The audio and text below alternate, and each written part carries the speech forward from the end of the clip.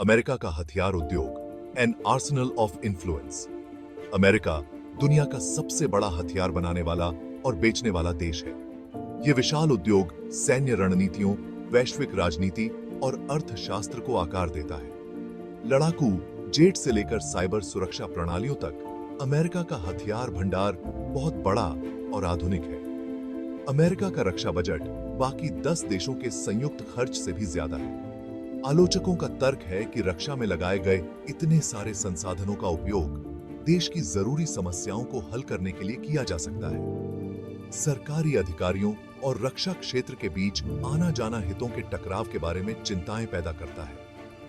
उन्नत हथियारों के प्रसार से गंभीर खतरे पैदा होते हैं, संभावित रूप से क्षेत्रों को अस्थिर करने वाले। टाइटन्स ऑफ डिफेंस, की players and their products. America का हथियार उद्योग मुट्ठी भर शक्तिशाली निगमों के हाथों में है। लॉकहीड मार्टिन अपने उन्नत लड़ाकू जेट जैसे कि F-35 लाइटनिंग II के लिए प्रसिद्ध है। बोइंग सैन्य विमानों जैसे कि FA-18 सुपर हॉर्नेट और AH-64 अपाची हेलीकॉप्टर के लिए जाना जाता है। नॉर्थरॉप ग्रमन B-2 स्पिरिट बम वर्षक और ग्लोबल हॉक ड्रोन के साथ स्टेल्थ तकनीक में माहिर है। रेथियन ने पेट्रियट मिसाइल सिस्टम विकसित किया, जो अमेरिकी वायु रक्षा का एक महत्वपूर्ण हिस्सा है।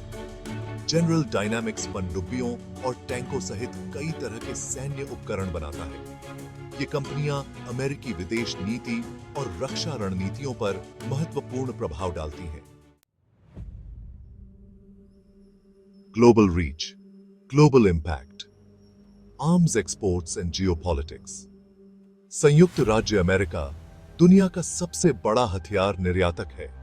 अमेरिकी हथियारों की बहुत मांग है, जिन्हें सैन्य शक्ति और तकनीकी प्रगति के प्रतीक के रूप में देखा जाता है। अमेरिकी हथियारों की बिक्री को अक्सर विदेश नीति के एक साधन के रूप में उचित ठहराया जाता है। आलोचकों का तर्क है कि यह बिक्री तनाव को बढ़ा सकती है और दमनकारी शासनों को हथियार दे सकती है। अमेरिका को हथियारों की बिक्री में पारदर्शिता और जवाबदेही की कमी के लिए आलोचना का सामना करना पड़ता है। अमेरिका को रूस और चीन जैसे अन्य प्रमुख हथियार निर्यातकों से बढ़ती प्रतिस्पर्धा का सामना करना पड़ रहा है। The high cost of defence, economic implications. अमेरिकी रक्षा उद्योग अमेरिकी अर्थव्यवस्था का एक प्रमुख चालक है। यह लाखों नौकरियां प्रदान करता है, तकनीकी नवाचार का समर्थन करता है और देश की जीडीपी में महत्वपूर्ण योगदान देता है। रक्षा व्यय नौकरियां पैदा करता है और आर्थिक विकास को बढ़ावा देता है। रक्षा क्षेत्र में अनुसंधान और विकास से अक्सर तकनीकी प्रगति होती है, जो नवाचार को बढ़ावा देती है। आलोचकों का तर्क है कि उच्च रक्षा व्यय स्वास्थ्य सेवा, शिक्षा और बुनियादी ढांचे जैसे महत्वपूर्ण क्षेत्रों की कीमत पर आता है। संसाधनों के इस मोड़ का देश की आर्थिक प्रतिस्पर्धा और सामाजिक कल्याण पर दीर्घकालिक परिणाम हो सकते हैं। The revolving door, lobbying and policy influence. अमेरिकी हथियार उद्योग अपने शक्तिशाली लॉबिंग प्रयासों के माध्यम से वॉशिंगटन डीएसी में महत्वपूर्ण प्रभाव डालता है। रक्षा ठेकेदार रक्षा नीतियों को आकार देने और अनुबंध सुरक्षित करने के लिए सांसदों और सरकारी अधिकारियों की पैरवी के लिए अरबों खर्च करते हैं। लॉबिस्ट के अक्सर सांसदों और अधिकारियों के साथ घनिष्ठ संबंध होते हैं, जिनमें से कई पूर्व सरकारी कर्मचारी हैं।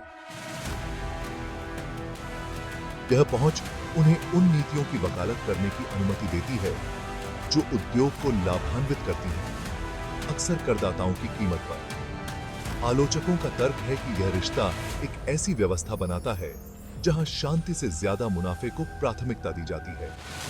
रक्षा व्यय को बढ़ाने के लिए निरंतर दबाव एक सैन्यीकृत विदेश नीति का कारण बन सकता है। A tangled web, arms control and the future of warfare. उन्नत हथियारों का प्रसार अंतर्राष्ट्रीय शांति और सुरक्षा के लिए महत्वपूर्ण चुनौतियां पैदा करता है।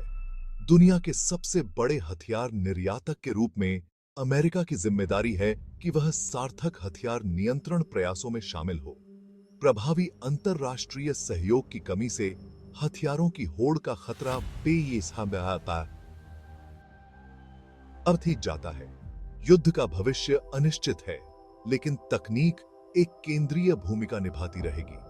जैसे जैसे एआई, साइबर युद्ध और स्वायत्त हथियार प्रणालियां अधिक परिष्कृत होती जाती हैं, उनके नैतिक और कानूनी निहितार्थों को संबोधित किया जाना चाहिए।